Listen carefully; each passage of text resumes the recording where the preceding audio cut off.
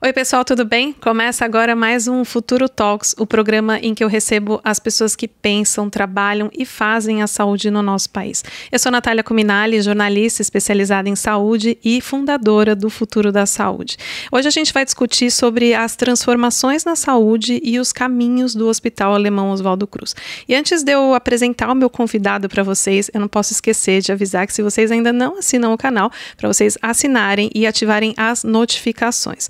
Bom, agora sim, eu tenho a honra de apresentar para vocês, de dar as boas-vindas para o presidente do Hospital Alemão Oswaldo Cruz, José Marcelo de Oliveira, que no meio da saúde também é conhecido como Jota, né, Jota? Sim. Seja muito bem-vindo. Obrigado, Natália, pelo convite. Compartilhar as experiências e te rever é sempre um prazer. Jota, eu queria começar a nossa conversa trazendo um pouco da sua experiência em saúde. Para quem não sabe, antes do Oswaldo Cruz, o Jota passou também pelo AC Camargo e teve uma longa carreira no Fleury. Ou seja, está pelo menos 3 décadas na saúde, é isso? Sim, sim. Às vezes é duro fazer essa conta, mas... Mas é. Agora, eu estava lendo e eu queria trazer isso para contexto, né? Estava fazendo uma pesquisa e li um artigo que foi publicado pelo presidente de Harvard em 1906, que falava sobre o futuro da medicina como profissão. E ele dizia o seguinte: a profissão médica do futuro terá a satisfação não apenas de melhorar a condição ou prolongar a vida do indivíduo que sofre, mas também de exterminar ou limitar de perto as doenças evitáveis. Mais de 100 anos se passaram aí desse artigo que foi escrito e a gente continua ouvindo nos dias de hoje a mesma mensagem, no sentido de intensificar a prevenção, a atenção primária e tudo mais. Então, a minha primeira pergunta para você é um pouco sobre isso, sobre esse contexto. Nessas 3 décadas que você tem de vivência no setor, dá para dizer qual foi a grande mudança em todo esse tempo da sua carreira? Ou você acha que pouco mudou? Mudou muito e continua mudando. Se a gente pega as minhas 3 décadas, mas olhando o início do século XX, a quantidade de vida, a qualidade de vida, as condições todas melhoraram, né? O avanço, fico pensando, né, por que aconteceu tanto avanço? O conhecimento caminhou, o método científico, muitas pessoas se dedicando o tempo todo de uma maneira muito determinada para buscar soluções. E eu vejo avanço em todas as etapas da saúde, né? Então, conhecimento em hábitos saudáveis, como que isso evita a doença, diagnóstico precoce para pegar uma doença numa etapa ainda curável, e mesmo as condições que são diagnosticadas mais tardiamente, elas também têm mais opções de terapias e tudo, né? E algo que, principalmente o meu ciclo, né, da gestão das condições oncológicas me mostraram, que é o lado humano, né, e trazer também a pessoa, o indivíduo, para dentro dessa condição e, na melhor maneira possível, o paciente ser parte do contexto, né? E aí a melhoria também é a percepção dele, porque ele se engaja, ele escolhe ou participa das escolhas, e para o indivíduo isso é muito importante, mesmo no campo da saúde, que é um campo que o conhecimento médio da população é mais baixo, né? Mas eu fico muito contente, né, quando eu paro para refletir, de observar o tanto que a gente caminhou, muito. E agora, pegando um pouco esse gancho que você trouxe do paciente no centro, né, do cuidado, que eu acho que isso a gente tem ouvido cada vez mais no universo da saúde. Eu queria entender um pouco, na sua opinião, o que isso significa na prática, na verdade. Eu queria que você explicasse isso para as pessoas, né? Quando se fala sobre o paciente tem que estar no centro de tudo, o que isso significa e como que isso está mudando na saúde? Tem várias camadas, né? Eu acho que essa condição, essa consciência do paciente no centro, ela está para o atendimento individual.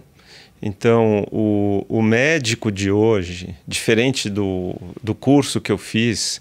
Ou do médico lá de 1906, principalmente de 1900, né? Que era aquele médico impositivo. Hoje ele é um médico mais empático, né? E ele traz o paciente no centro. Então, no nível individual, na prática é isso, se dedicar um tempo para o paciente poder conhecer na dimensão dele e no quanto ele quer também, porque não adianta você entregar o que você quer para todo mundo, porque cada paciente é de um jeito. Então, no nível individual, você reconhecer o nível de interesse, o nível intelectual de cada paciente, né, o background cultural dele, tudo isso é importante. E isso é fácil. Quando o médico tem a consciência, ele identifica e ele entrega melhor. Então, desde aquele paciente que eu vi quando, na minha carreira médica, ele falava, doutor, eu estou na sua mão, estou na mão de Deus. O que ele está me dizendo? Ele está pouco interessado no conteúdo específico da doença dele. E aquele outro paciente que fala assim, você pergunta, por que você está aqui? Ele fala, olha, eu já fiz uma cirurgia, eu já estou numa segunda etapa de quimioterapia, parece que está respondendo, mas o meu médico quer saber qual que é o estágio. Campos completamente diferentes. Se eu entregar para esse segundo a mesma coisa do primeiro, ele vai sair com a percepção que foi abaixo do que ele precisava. E ele acreditar que ele está melhorando, que tudo aquilo, é elemento fundamental no segmento dele. E se você inverter também é a mesma coisa, né? Aquela pessoa que te fala, geralmente mais idoso, mais religioso, etc. e tal, estou nas mãos de Deus, ele está encerrando o assunto e você não deve levantar assuntos que ele não está preparado para receber.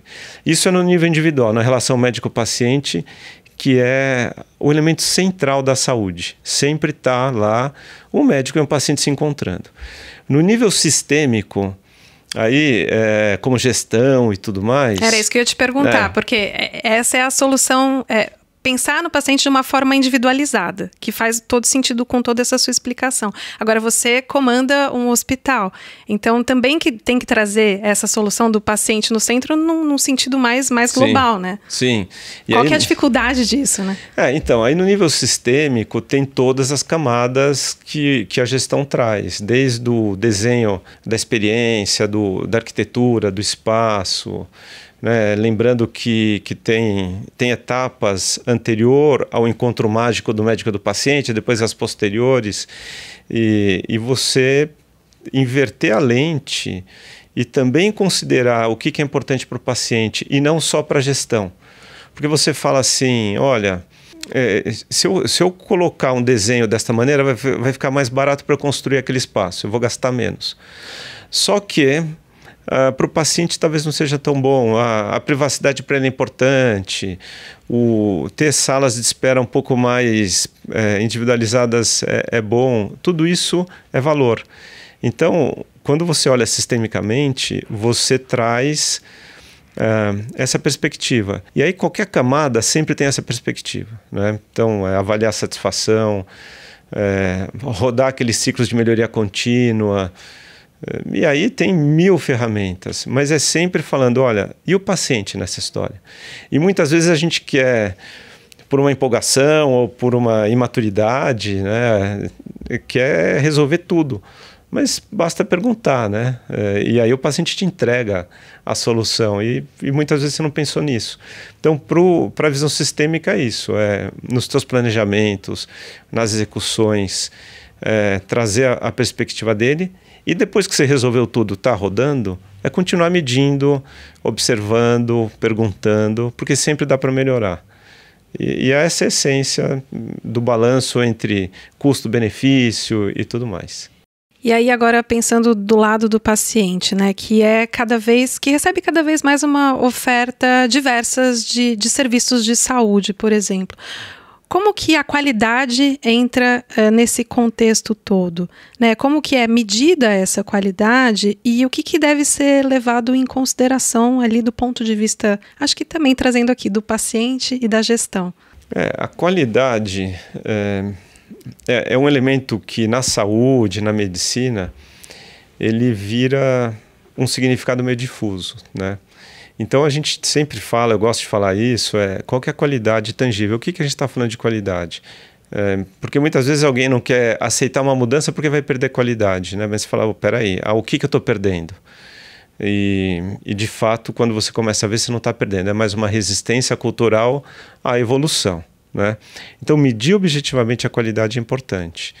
E aí tem método para isso, medir desfecho, medir taxa de complicação, garantir que a equipe está capacitada, formalmente capacitada, que os equipamentos estão em condições, com revisões, manutenções, aferições corretas. Então, a gestão de qualidade ela tem que ser objetiva, ela não pode nem ser autodeclarada e nem ser uma cortina de fumaça, né? O que eu vejo é que o público geral ainda não sabe reconhecer objetivamente a qualidade. Não tem ideia. Ele não tem ideia. Como que ele percebe qualidade, de modo geral? Ele não sabe, né? E aí algumas dicas quais são as certificações que aquele serviço tem? É uma certificação conhecida, uma certificação válida? Esses são pontos importantes, mas eu vejo o futuro um dia acontecendo, acho que ainda em mais 10 anos a gente pode dizer que isso vai acontecer, do paciente perguntar para o médico qual que é a taxa de sucesso dele naquela condição. Isso ser parte do critério de decisão dele. Tem a empatia, o contato, é óbvio, mas tem também falar, poxa vida, é importante eu saber se esse médico tem experiência na minha condição. Isso ajudar na minha decisão. Isso é uma questão ali de educação mesmo, assim, de estruturar essa comunicação para que ele saiba que, eventualmente, ele pode perguntar isso, né? Porque você trouxe muito, né, que a medicina do passado, mesmo essa de 1906 que eu trouxe ali do presidente de Harvard, ou que você mesmo fez, né, a formação que você fez, já não é mais a medicina de agora.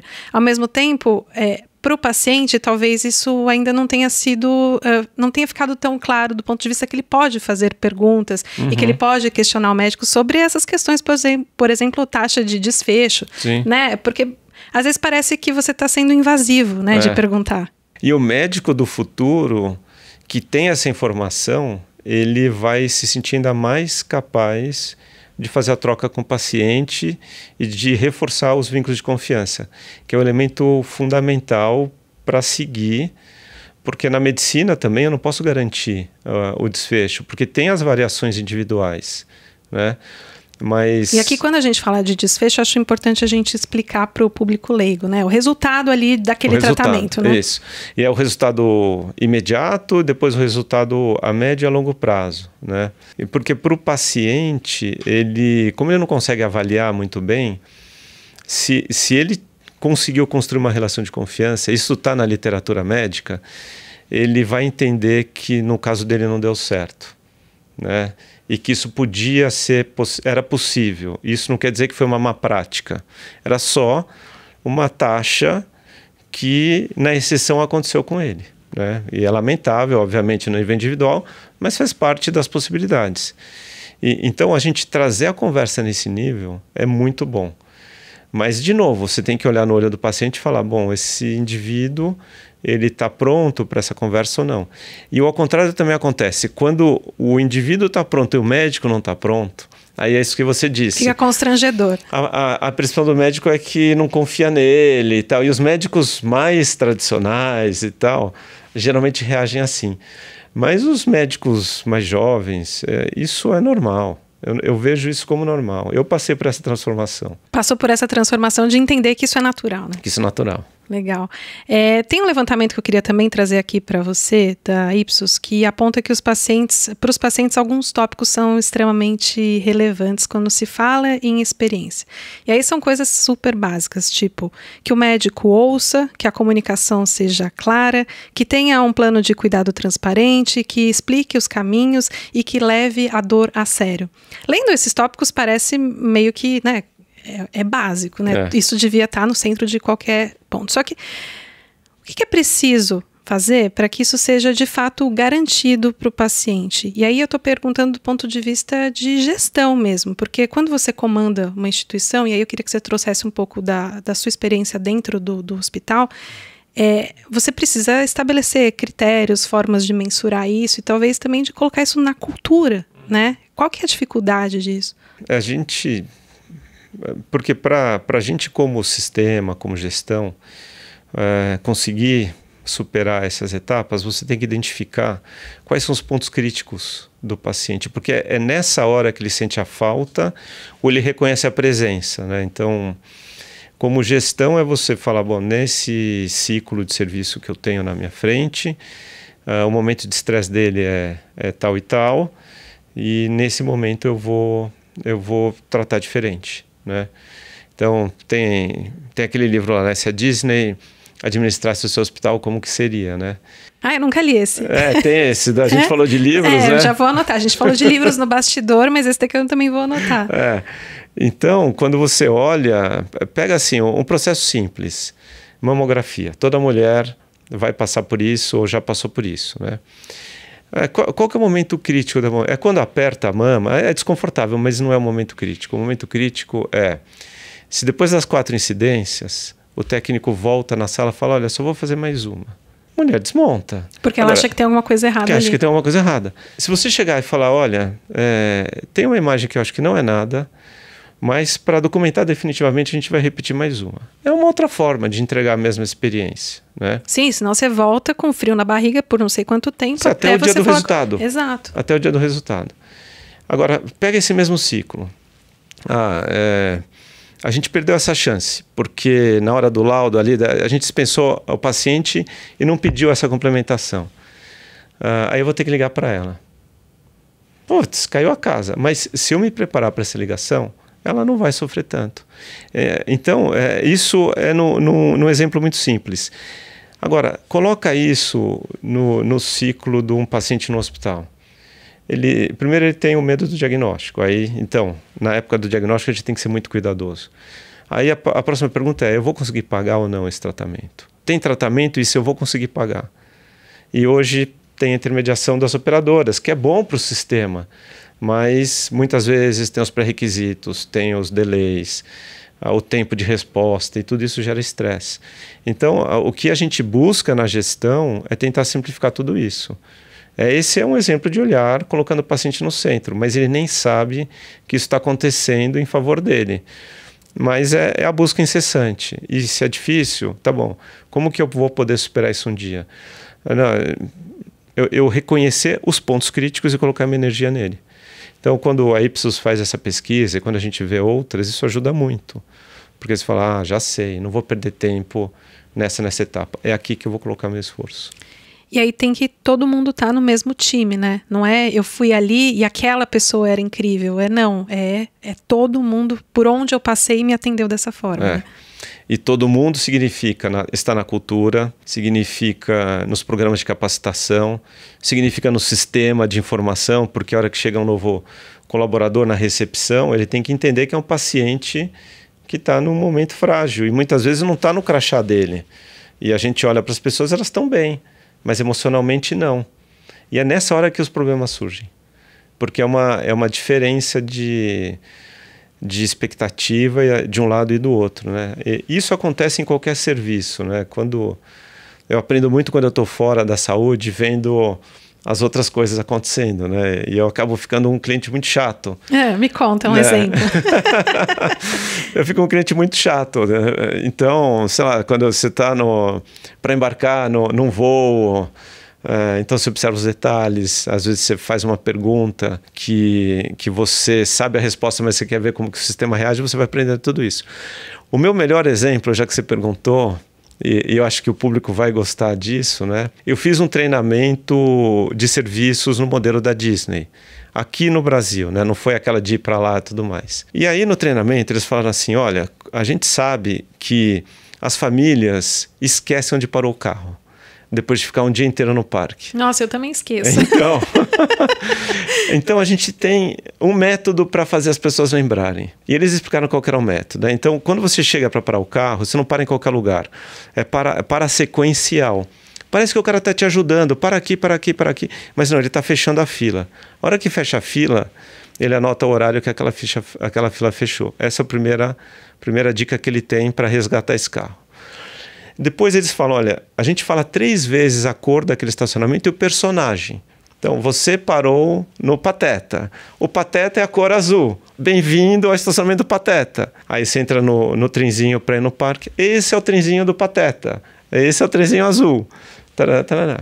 E aí você chega no parque. Depois de um dia com 2 crianças, você está cansado. E eu estava saindo do parque e tinha uma pessoa com um iPad, aquela multidão que nem fim do jogo, né, do estádio, vindo, e eu vi o cara parado ali, né? Eu parei meio na frente dele, ele falou, você precisa de ajuda? Eu falei, eu preciso. Esqueci onde eu parei o carro. E ele começou a usar o método. Falou, que horas que você chegou no parque? Eu falei, eu acho que foi mais ou menos umas 10 horas. Daí ele pegou no rádio, tchá, 10 horas, estacionamento do Pateta. Não te avisaram que o estacionamento do Pateta? Eu falei, é verdade. Aí você lembrou. Aí eu lembrei. E era mesmo, né? E aí veio... Que incrível! Mas aí veio a surpresa principal. Ele falou, no parque, você se sentiu discriminado ou viu maus tratos para você ou para alguém?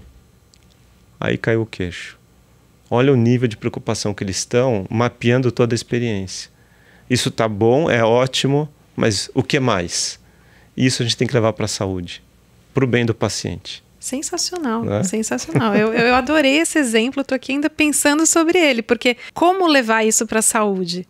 Sendo que a saúde, e aí eu já vou devolver a pergunta, sendo que a saúde, querendo ou não, ainda é um meio, apesar de todas as inovações, que a gente ainda vai falar sobre inovação, ainda é um meio um pouco tradicional, você não acha? Sim, e por um lado, ele tem que ser, por sei lá, as regras de qualidade, segurança, as variações individuais, então é melhor você ter protocolos, isso pode ser o tradicional.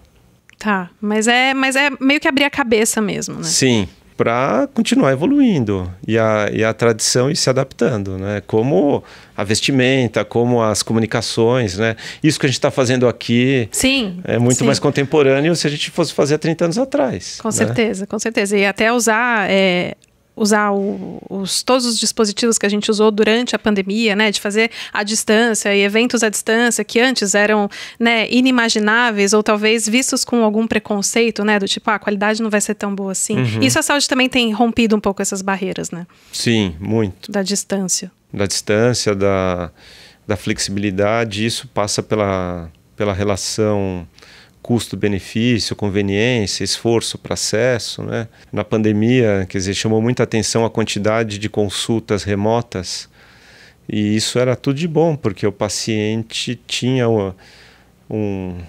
umas soluções, umas opções, sem ter que se deslocar e, eventualmente, naquele desconhecimento do dado objetivo da condição do Covid, por exemplo, ele com medo fala, bom, eu vou para o hospital.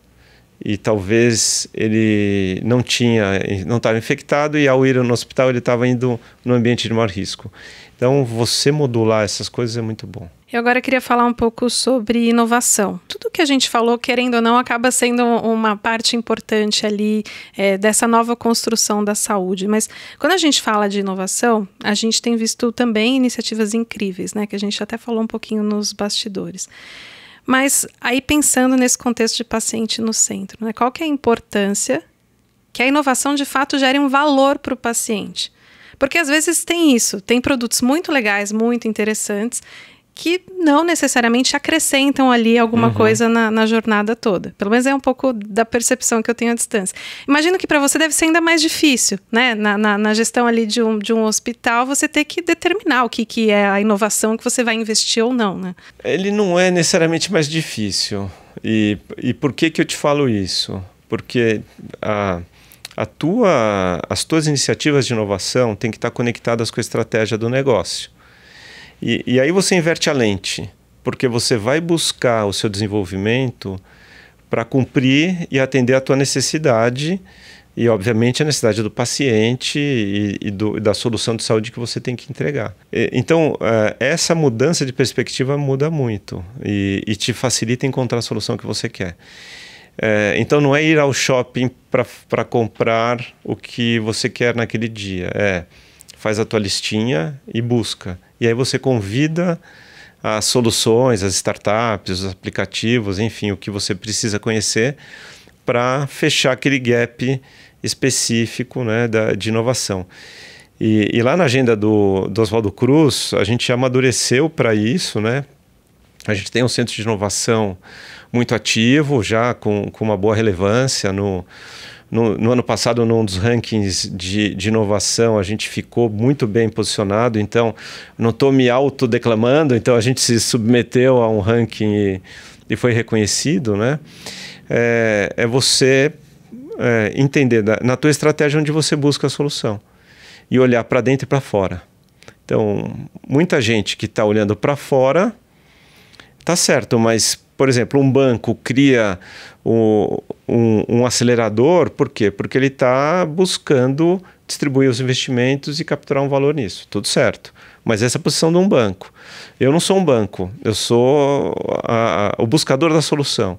Para que eu quero essa solução? Então, eu posso ir nesse acelerador e buscar soluções lá dentro. Eu posso fazer o meu próprio. Você constrói sob a sua própria demanda. Sobre a sua própria demanda, sobre a sua própria estratégia. Aí faz sentido. Senão você vai ficar distraído, ou talvez você acabe gastando dinheiro numa coisa que não vai te resolver nada. E esse é um caminho que veio com a maturidade, você acha, Jota? No sentido de que, no momento em que a gente tem várias startups, tudo parece muito atrativo, né? Mas esse olhar mais específico, mais de acordo com a demanda, parece uma coisa mais nova. É porque eu acho que o público geral e às vezes até os jornalistas, né, olham o que chama atenção. E é alguém que está de fora do sistema olhando o que chama atenção e falando sobre isso. Agora, quem está ali dentro, que tem recurso escasso, que quer resolver o problema e não quer correr tanto risco, eventualmente, mas quer continuar inovando, naturalmente vai chegar nessa conclusão. É um pouco esperado, né, na minha opinião, isso. E esse amadurecimento é rápido. E não tem caminho certo. Eu acho que você pode começar de dentro para fora, você pode começar ampliando no ecossistema e depois você vai trazendo para dentro, porque você está ganhando repertório, conhecimento, etc. Acho que não tem caminho errado. E indo para o prático, né, no Oswaldo Cruz hoje, a gente está balanceando muito o dentro para determinar as necessidades e a gente buscar fora no ecossistema que já foi desenvolvido. Mas você podia me dar exemplos práticos, por exemplo, de necessidades que talvez estão sendo atendidas ou ainda não estão atendidas? Só para a gente conseguir visualizar. Ajudar a ideia, né? Assim, eu posso dar um exemplo que está no meu pulso agora, né? Que ainda não está numa escala de solução para o Oswaldo Cruz, mas a gente já vê a cardiologia usando os dados de biometria de sensores que estão aqui para tomar decisão em cima do paciente, daquele caso específico, né? E aí eu falo por mim também, né? Que eu exploro muito isso nas minhas consultas cardiológicas. Mas a gente está olhando e está buscando soluções que melhorem a vida do paciente, antecipem providências médicas e tudo mais. Há alguns anos, num congresso de oncologia americano, na ASCO, que é um show de ciência, vamos chamar assim, um dos 3 melhores trabalhos científicos no fim do congresso foi monitoramento remoto de sintomas de pacientes com câncer e melhorou em quase 2 anos a sobrevida desses pacientes. Só monitoramento remoto? Só assim, entre aspas, né? Só assim, entre aspas. Mas por quê? Porque o monitoramento remoto permitiu o diagnóstico precoce de deterioração da saúde daquele paciente. Então, ele não afundou tanto para poder receber etapas de tratamento. Foi esse o balanço que mudou a perspectiva. Então, você tem esses exemplos práticos. Agora, ainda é muito difícil saber que dentro desse monitoramento, o que é ruído e o que é relevante. E a ciência está se ocupando disso. Porque se também pegar um paciente ansioso, que cada tremidinha, a cada 5 minutos ele tem uma palpitação, ele olha no relógio e ele liga para o médico, ele vai consumir mais e é um desperdício também. Vai acabar com a saúde dele, com a saúde do médico e com o sistema, né? E com o sistema. E a gente então está caminhando um pouco para mensurar isso, né? O que é válido e o que não é, nesse sentido. Sim, muitas iniciativas validando isso em várias condições clínicas. Mas não dá para imaginar um futuro sem a gente pensar nos vestíveis, por exemplo, no relógio que você está usando. É que eu não tenho certeza disso ainda, né? Eu acho que para condições específicas, para mim já está muito claro, né? Mas eu não acho que... Ainda não consigo dizer que todo mundo vai ter um vestível genérico ou amplo, né? É igual o seu celular, né? Se você olhar os meus aplicativos, vão ser diferentes do seu. Vai ter trocas de mensagem? Vai ter e-mail? Vai ter câmera? Vai ter foto? Vai. Agora, talvez eu use a câmera para uma coisa e você use para outra. Então, é essa adaptação que a gente está fazendo e tem que ter base científica, né? Claro, tem que ter um pouco de paciência, né? E não entrar só na empolgação, moda, né? Na moda. Agora vamos falar sobre um outro ponto que você me falou lá atrás, 1 ano e meio atrás, que é sobre a questão dos modelos de pagamento, de remuneração. Você falou agora de recurso, então acho bom a gente pontuar essa questão. Eu tenho aqui que 1 ano e meio atrás você me disse que o Fee for Service deveria ter um espaço provável de 5 a 10% do total do custo de saúde. No entanto, o pagamento por procedimento ainda é predominante. A minha pergunta é, por que é tão difícil avançar para esse caminho de 5 a 10%? Se você ainda acredita que a gente deve avançar para esse caminho e que você trouxesse também exemplos do que vocês estão fazendo no Oswaldo Cruz nesse sentido. Tá. Então são 3 coisas. Não, são 4. São 4? Você lembrar de uma coisa de 1 ano e meio atrás. É porque me marcou muito. Marcou muito. A sua entrevista me marcou. É verdade. O que a gente tem que pensar... Da onde vem esses 5 ou 10%? Essa seria o estágio maduro. Tá? Por que 5 ou 10 e não 0? Né? Porque você tem um grupo de doenças que são pouco previsíveis. E aí, para esse grupo de doenças, o sistema não pode trabalhar com parametrizações. Vai ter que ser cada caso é um caso. Tá? Então isso e elas estão dentro desses 5 a 10%. Esses são 5 a 10% que seria, se você pensar numa pirâmide, seria o topo do custo.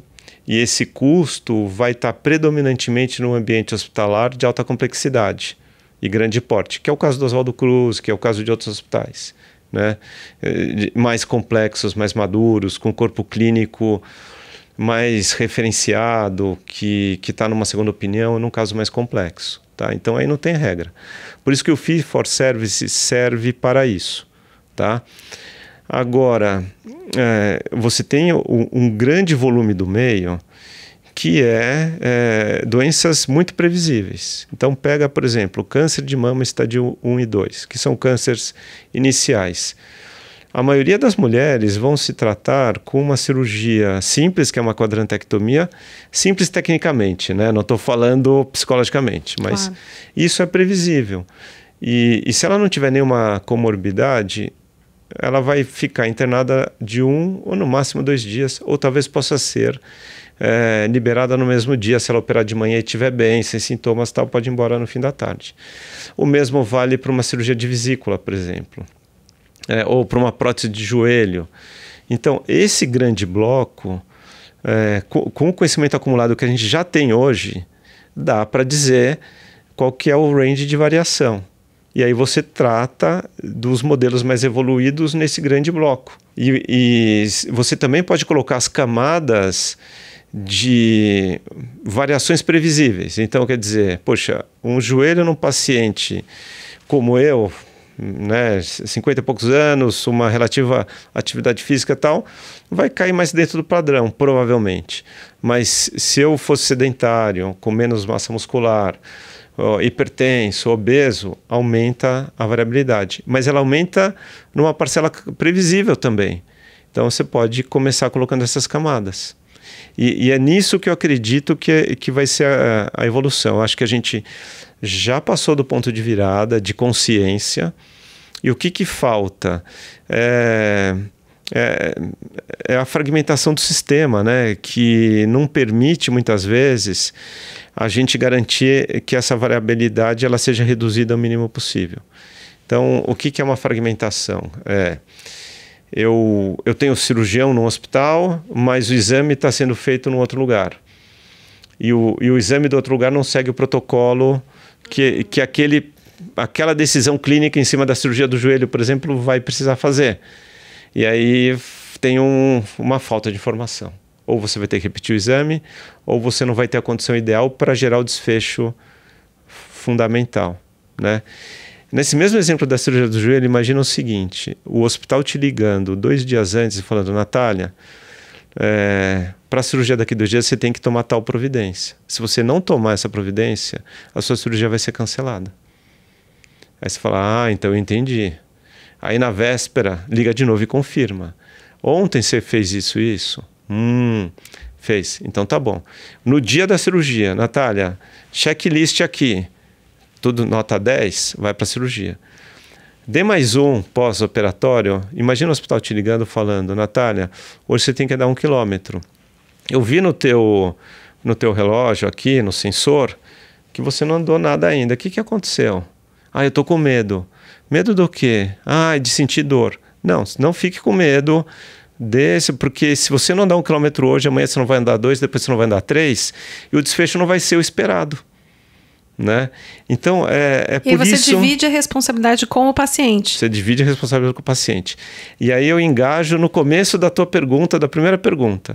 Por que eu tenho que ter o engajamento do paciente? Para ele fazer a parte dele. Porque se ele não fizer a parte dele, o sistema paga mais caro, ele vai consumir mais, e o pior para ele, o desfecho dele, que é a condição de vida, a qualidade de vida, a mobilidade, nesse caso, vai ser mais restrito. Ele perde também. Então, todo mundo ganha, mas tem que ter essa consciência e essa coordenação da jornada tem que acontecer. Então, esse é o bloco do meio. E lá na base, que é a grande população, que também custa, mas é um preço baixo por vida por mês, que são os cuidados de saúde populacional. Então, a gente fica pegando no pé das pessoas para fazer os exames preventivos, para ter hábitos saudáveis, para fazer os exames periódicos dentro dos protocolos, sem exagero, mas não deixar faltar e tudo mais. Então, quando eu falo, quando a gente estuda os modelos, por isso que é 5-10. Hoje, o fee-for-service é o predominante. E eu vejo ainda muita dificuldade de movimento aí, né? Esse 5-10, provavelmente daqui 1 ano e meio, a gente vai olhar para ele e vai falar, puxa, a gente ainda não caminhou. A gente está bem longe ainda. A gente está longe. O Oswaldo Cruz hoje está em qual sentido aí desse 5-10? A gente está longe do 5-10. Mas está com a mentalidade. A gente está com a mentalidade, mas Oswaldo Cruz, como ele é um centro de grande porte e alta complexidade, ele tende a atrair casos mais complexos. E é para isso que ele está lá. Então, se você olhar o recorte por esse viés do Oswaldo Cruz, você vai pegar um viés de casos mais complexos, que o fee-for-service vai ter ainda uma parcela mais relevante. Mas se você pegar dentro de uma população de uma empresa, e aí começar a medir qual que é o percentual, na população da empresa você vai ver que isso vai começar a cair. E principalmente aquela empresa que zela pela saúde da população, isso vai começar a cair. Posso te dar o exemplo, não do Oswaldo Cruz, mas não pensa o Oswaldo Cruz como hospital, pensa ele como empresa que tem colaborador. Então a gente tem lá 3.500 colaboradores e a gente cuida da saúde deles como saúde populacional. Então, olha o ganho. Depois do 3º ano que você traz o conhecimento de saúde populacional para esse universo, você começa a ter retorno do investimento que você fez. Leva 3 anos, não é imediato. Mas é óbvio que vai acontecer, então é só você seguir o protocolo.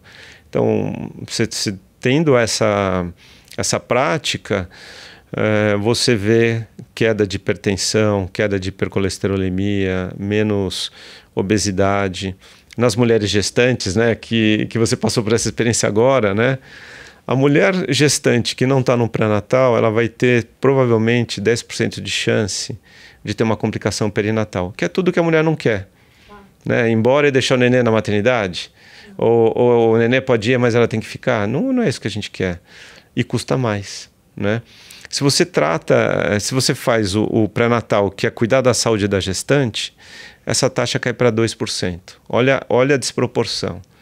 Então, o 5-10 é nesse viés, né? E aí você vai ter um monte de mulher tendo parto normal, ficando 1, 2 dias na maternidade, vivendo na primeira semana já com o neném no colo, amamentando, e tudo dá certo. Saindo é o caminho saudável. feliz. Agora, eu queria voltar no seu exemplo ali da cirurgia do joelho. Você trouxe um pouco o exemplo, né, que a grande questão ali, que conecta um pouco com o Fee-for-Service, é essa fragmentação. Então, você faz o exame num lugar, é atendido no outro, talvez opera no outro. Como isso talvez poderia ser resolvido? Você acha que a interoperabilidade, por exemplo, quando a gente fala sobre essa questão, vai ser um pouco esse futuro de, a partir disso, em que os dados são do paciente, que todo mundo tem acesso a todos esses dados, vai ser mais fácil implementar esses protocolos? Ajuda muito, porque todo mundo, qualquer etapa do cuidado daquele indivíduo, a quantidade de informações vai estar disponível, rapidamente disponível, e não tem que repetir tudo. A interoperabilidade é parte da solução, mas é um desafio a gente fazer isso, né? Em teoria é uma coisa, na prática é outra, porque os sistemas não se conversam muitas vezes, né? Então, mas a gente tem que continuar buscando isso para o bem da saúde, que é a melhor relação custo-benefício, né? Então isso tem que acontecer. A gente tem que trabalhar com protocolos válidos cientificamente, né? A gente passou por uma pandemia recente, eu acho que fica fácil entender o quão mal é você não ter protocolos, e no começo da pandemia, infelizmente, a ciência ainda não tinha. Não existia, né? Não existia, a gente foi descobrindo na necessidade, e foi um estresse muito grande para as equipes médicas também não ter isso. Mas a partir do momento que tem, aí fica meio quase que obrigatório usar. E o componente da minha opção individual, ela começa também a ficar um pouco restrita. Porque você está falando de saúde de uma população. E não só o indivíduo enquanto indivíduo, é o indivíduo pertencente à população. E aí é onde que você esbarra também? Não, mas eu tenho o direito de escolher. Você tem, mas então você paga por essa tua opção. Não, mas eu tenho plano de saúde. Sim, mas o plano de saúde é um protocolo. Você não está querendo seguir esse protocolo. E aí a parte da dificuldade vem pela imaturidade. O órgão regulador ainda é jovem, se você pensar nesse tempo, né? Ele não tem 20 anos. A gente está numa cultura latina, né? E o jeito nosso é assim. Então essas conversas são muito difíceis, né? Se você se transporta para sistemas mais maduros nisso, que é a Inglaterra, com o NHS, Holanda, mesmo Portugal, que nem a mesma língua fala da gente, né? Mas são mais maduros em sistema de saúde, as pessoas falam, mas eu sou muito melhor tratada no Brasil. Qual que é? Verdade. Qual que é essa percepção? É porque aqui a gente é muito permissivo. E tem alguém pagando essa conta e a gente acha que não é a gente que está pagando. A gente não está vendo quem é, né? Mas na verdade é a gente que está pagando como sistema, né? E eu desejo que a gente ganhe maturidade muito rápido, porque o custo da medicina aumenta muito rápido, né? O avanço traz custo, infelizmente.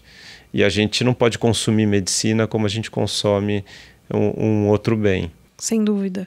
Agora, um pouco nesse contexto dessas transformações que a gente está vendo na saúde, a minha questão é como ficam os hospitais filantrópicos, como é o caso do Oswaldo Cruz, nesse contexto de formação de ecossistemas e de verticalização. Onde que o Oswaldo Cruz vai se posicionar nesse contexto? Essa é a nossa reflexão diária, né, Natália? Que o sistema tá caminhando muito rápido, né, acelerado. A pandemia acelerou ainda mais, mas a economia, os investimentos e tudo, né?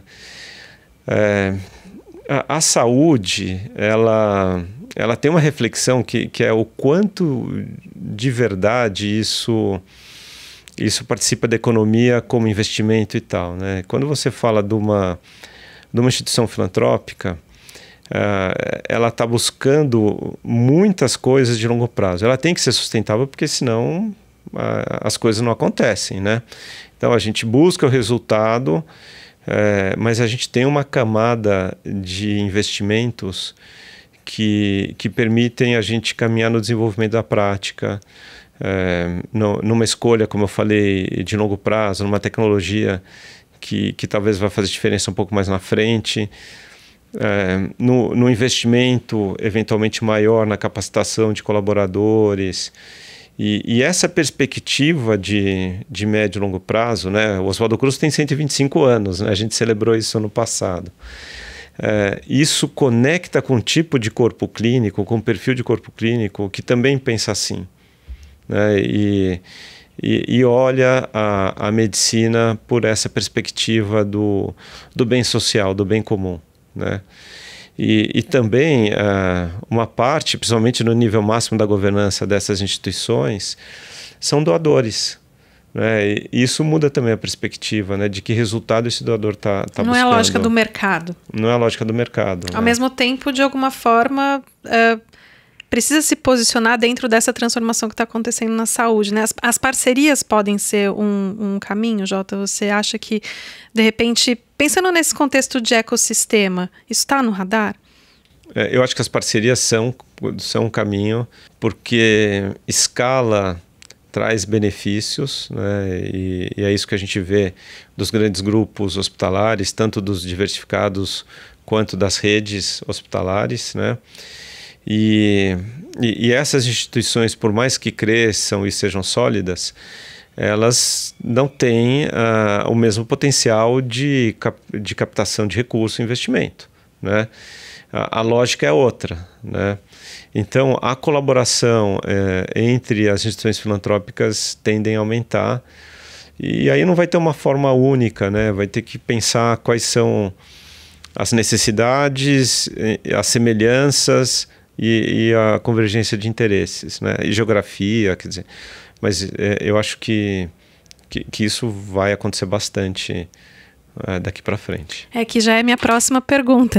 A gente está quase no final da nossa conversa, Jota. Tem mais 2 perguntas para você. E a primeira é sobre as perspectivas para 2023 no contexto do Hospital Alemão Oswaldo Cruz, né? O que a gente pode esperar ao longo desse ano?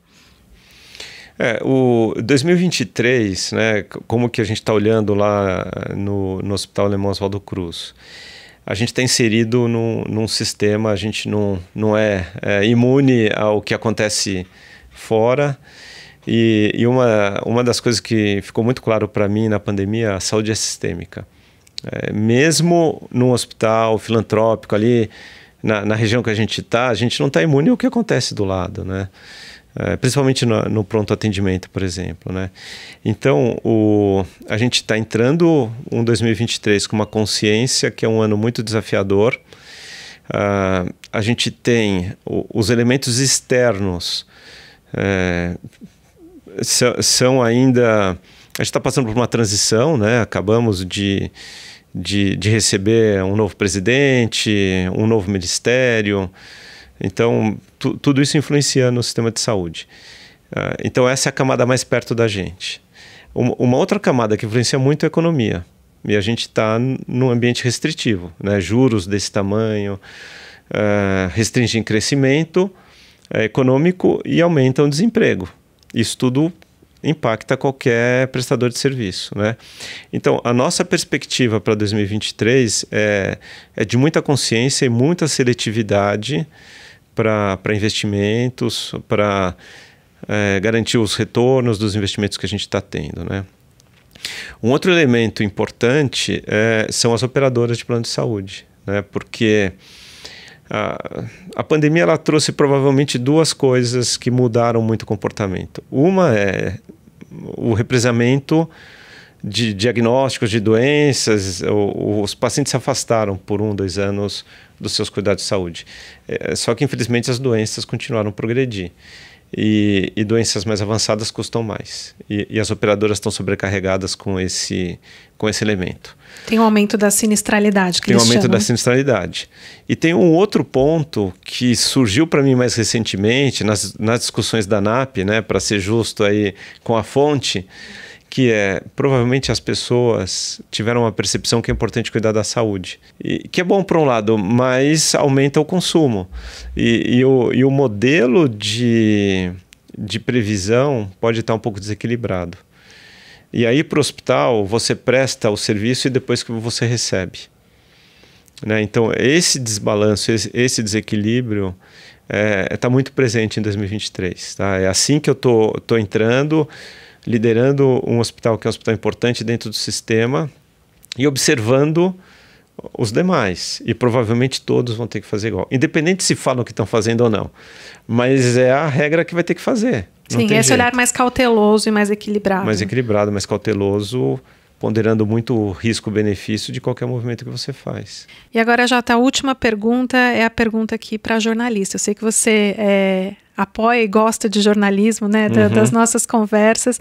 E eu queria um pouco da tua visão sobre as pautas que a gente vai ter que olhar para a saúde ao longo de 2023. Quais pautas vão ser importantes para a gente ter esse olhar mais certeiro, sabe? Vamos pensar, eu acho assim, um olhar otimista para essa nova onda de liderança da saúde pública. Eu até te compartilhei um pouco das análises, né, que estão saindo. Então, eu acho que isso me dá um pouco de otimismo, porque são profissionais com experiência científica, referência científica, experiência em gestão de saúde, e quanto melhor a saúde pública, melhor para todo mundo, porque a saúde é sistêmica, de novo, né? Acho que esse é um ponto. A gente olhar para a sustentabilidade do sistema por conta da alta sinistralidade dos planos de saúde, e toda vez que esse sistema se desequilibra, ele sobrecarrega o sistema público, né? Então acho que é importante a gente olhar para isso. E assim, para quem tem um olhar mais de investimentos, né, de retornos e tudo mais, lembrar que é um setor de risco, né, esse setor, né, e que ele depende muito do vigor da economia. E como os economistas, né, aprendo com eles, a gente não vê 2023 tendo uma redução de taxa de juros significativa. Isso deve acontecer no meio de 2024. Então, o cenário não muda durante 2023, né? E do lado social, essa turbulência da transição política e tudo mais, também é um ponto que preocupa as pessoas, independente do polo que ela está, né, de um lado ou do outro no meio, mas está todo mundo respirando o mesmo ar, né? Então, eu acho que essas camadas me trazem muito mais incerteza. E isso deve trazer elementos que a gente ainda não consegue prever. Então não vai dar para prever tudo, infelizmente, né? E que é bom para você, né, Natália? Que é bom, que a gente vai avaliando junto, né? O que está acontecendo à medida das mudanças e das sinalizações e das conversas como essa, né? Uma grande análise, Jota. Eu queria agradecer demais, assim. Foi muito bom ter você aqui. Legal, obrigado. Também gosto muito de bater esse papo, conversar com você. Estou sempre à disposição. Super, super obrigada. Gente, muito obrigada quem acompanhou a gente até o final. Quem ainda não assina o canal, é só assinar e ativar os sininhos para receber todas as notificações. Até mais!